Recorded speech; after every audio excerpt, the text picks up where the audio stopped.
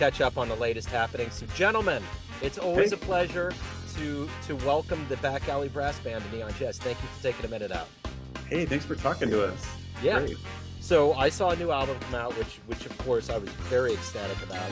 And we were talking prior, Justin, you getting on, that the name of the album probably isn't the most correct one because you guys are always playing. There's always another chance to dance. That's right. Yep. Get them out there, though, every chance you get. That's it. So we start off the album in, it's just from top to bottom, you guys are just encompassing this whole New Orleans flair. But it feels like to me, the influence of being here in Kansas City and what you guys have experienced and how you guys have gelled, interviewing you back in 2022 when this all began, you guys were just like, yeah, this can be the day job. We're gaining ground. You guys have really evolved and this whole vibe has really taken hold. So what does this album mean for you guys? Matt, you want to start us off? I'll kind of fill in the gaps. Sure, yeah. So, I mean, we put out our first full-length album a couple years ago, but we wanted to put out some new music this year. And to me, even though this is just an EP, it sort of encompasses everything we do. We've got some covers of some great bands that we love. There's a super traditional New Orleans when we play second line. There we have a completely original composition in there, Samba de Rick. And what we also like to do is try to do a brass band cover of pop tunes. So kind of everything we're trying to do as a band, we squished into this EP. And not only is it everything we're trying to do as a band, it's, what we try to do in shows, kind of give that variety. And I think it has shown kind of the evolution of what we do as a band. We kind of know what we want to do a little bit more than I think we did 5 years ago. Yeah. Yeah, I would agree. I think initially we were just unbridled passion and potential. We had no idea what direction. We were running around in every direction, and now it seems like and it's great that we've had the consistency in our membership as we've had some people come and go, but for the most part the core of us have remained the same, and that has helped us be able to direct ourselves the way we want, based upon our influences and what Kansas City has to offer. And that is ever evolving each year. I think we get more and more opportunities. And I'm so incredibly proud to be friends with these guys as well as play music with them. And I think I'll agree. I think this is a direct evolution of our full-length album, in our maturity as musicians, as well as what we're doing on the music scene. I know personally I've seen you guys at different incarnations. First Friday, you guys were at the Citywide Picnic. You guys were at the Prairie Village Jazz Fest, which is a big deal. You guys have consistently been out there on the scene doing live things, and everybody flocks to you.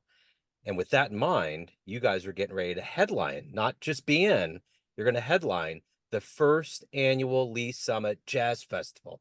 That has to feel good. What kind of ring does that feel like for you? Well, to me, it was just an honor when they said, hey, we're putting this together right from the beginning. We want you guys to headline this. We're going to kind of build this around you. So tell us, what you want to do, how you want this set up. And so to me, I was like, you're really starting with us. And they're like, yeah. So it felt like such an honor, like, hey, we appreciate you guys. We can tell that, that Kansas City is appreciating us. People are wanting us to be around.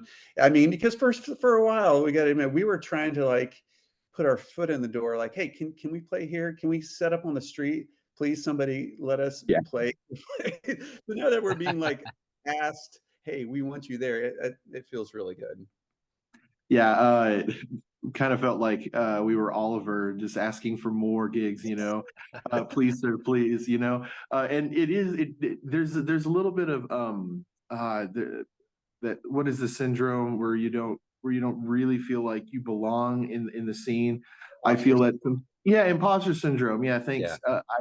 I sometimes feel like, especially when there are many musicians in Kansas City who I would I don't necessarily mean put on a pedestal, but I would definitely say I revere them. They are huge, uh, pillars in the community, in the jazz community. And then they ask these 10 silly guys to get on stage and produce a party for a couple, like an hour or whatever. It's very surreal, but definitely very honored and excited. I believe the person who's heading it is Chris Burnett. And I actually knew him growing up. I took lessons from the same music store that he taught at. So he's kind of gotten to see me from my formative years into my adult formative years, as it were. So, I love Christopher. He's such a beacon, not only here, but internationally. I mean, he does Mhm. so much good. I was watching a documentary last night on the Indigo Girls, and about halfway through, one of the reporters said, "So, do you feel like you're famous now? Do you feel like you've arrived?" And they're just both looking at each other like, "What are you talking about?" Like, I don't, and you see yeah. documentaries sometimes with bands, and they're just like, I don't know. I mean, I remember the Kurt Cobain one where they were like In Utero came out. And they're like, they're just living in their apartment. Like, I don't know. Yeah. I get that sense with musicians where it's like, when do you really feel like the teeth have clenched the apple? Like, I was talking before you got on, Justin, my wife, like legitimately, I've baptized her in a lot of jazz over the years, but she Mm. legitimately loves you guys, freaks out. We're going. I don't care what happens. We're going to this. Like when we were at the citywide picnic, I don't care what's going on. We're not watching Pablo. We're going over to see. It's like, so it's like you guys are a priority. Do you guys get that sense after all of this time of doing live shows that there's this I don't even know what the right word is, that you guys have hit this place of esteem in the lineage of jazz bands that are happening right now? I don't know. I mean, like we still like literally get excited if somebody sees one of our stickers like at a brewery. We'll like literally call Right. each other like, guys, we Yeah. saw a sticker at this brewery. Somebody put our sticker up, or like Tom, one of our other trumpet players who kind of knows everybody. Uh, he once or twice, he went into a restaurant or brewery or something, and they're like, "Hey, don't you play with that band? Don't you play with Back Alley?" And he's like, "Yeah. How do you know? How do you know me? How do you Yeah. know us?" And we all text each other. This is amazing. So I don't know. It still feels fresh and exciting to me. I agree. Part of it is like, if I start to think that we've arrived, then I'm worried that we'll grow complacent. I think Right. I like the idea that we still have so much ground to get and gain with our passion and through our energy. And also, I still geek out at so many of the musicians in Kansas City. Like if they're like, "Hey, we want to open for you," or "Hey, we want to play with you." Like Kadesh jumps on stage, and every time I'm like, "What are you doing with us?" Kind of this guy is, one of Kansas City's best. Trevor's kind of gone up with us and things of that nature. It's just insane to believe that I'm just some kid from Leavenworth, Kansas, and I'm playing with some of the greatest guys in Kansas City, and gaining some kind of name and notoriety, I guess. So the one thing too is that you guys are you're in Kansas City, which is a cradle, but you're playing the music of the original cradle. And the thing that always gets me is that the true elders of this art form have always been very good about being grounded, being humble, not feeling like I remember one time there was a story. Um, I think it was one of Henry Rollins's family members, like a cousin, was telling me that after 9/11 happened, Sonny was down on ground zero after the buildings collapsed playing the saxophone. Sonny Mm, Rollins, right? Okay. mm. Yeah, And one of the yeah. reporters goes up and says, "Who are you?" And he just kind of played along. Like I got my horn and I came down. He wasn't like, I'm Sonny Rollins. He just kind of went with it. And I think that's the thing that's so good about the jazz community is that there is this grounded nature. You're paying homage to an art form. You're trying to evolve it in your own way, but you're also trying to lend that joy to other people because kids are out in the grass dancing to you guys. I mean, it just seems as though there's a level of you guys that is like the party. It's the party. Get your feet Mhm. moving. This is what we're doing. Yeah. Well, I think a couple things. One, folks who come out and see us, probably some people are used to hearing New Orleans music, some people are not. but we take that super, super serious. We do not take for granted that we've got the style, we've got the sound. Like we are constantly listening, critiquing each other. Like we want to do this as authentic as possible. And also, we don't take it for granted that people are going to enjoy the music. Like we want to step on stage every single time, and like we are going to make you have a good time. We are going to force you to dance. Like Yep. play and walk off and say we did our gig. We are not happy unless everybody else is happy, having a good time. So we don't take that for granted, for sure. Yeah.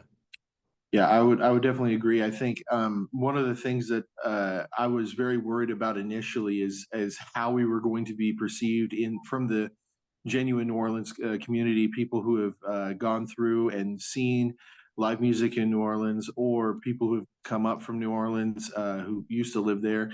And just because I want to, like Matt said, give off the most authentic vibe as I possibly can, without having been there myself personally. And I constantly am listening to um, other influences in not just the brass bands, but other Kermit Ruffins and Big Matt, or I believe, yeah.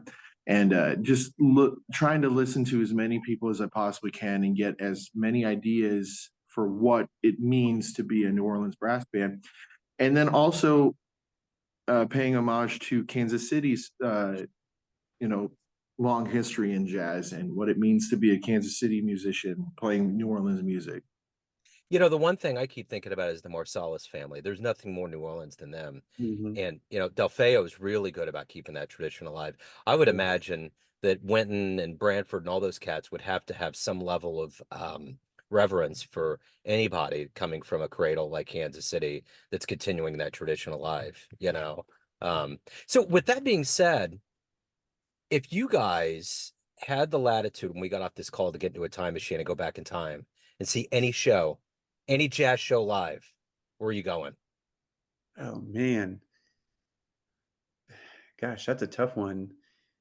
I mean, for me, my I play trombone. My biggest influence is J.J. Johnson, and there's this famous concert where J.J. Johnson and Stan Getz played. I can't remember the location, but it's a famous album. It's just one of the greatest jazz albums with one of the greatest jazz trombone players. I would certainly certainly hit that. But man, also, speaking of New Orleans style, if you could go on the streets of New Orleans in the mid 20s and see Louis Armstrong and his Yeah, his hot group there, I mean, yeah. where it literally was born. I mean, how could you pass that up? Yeah. I personally would love to go see some of the Count Basie Orchestra when Count Basie was still with them.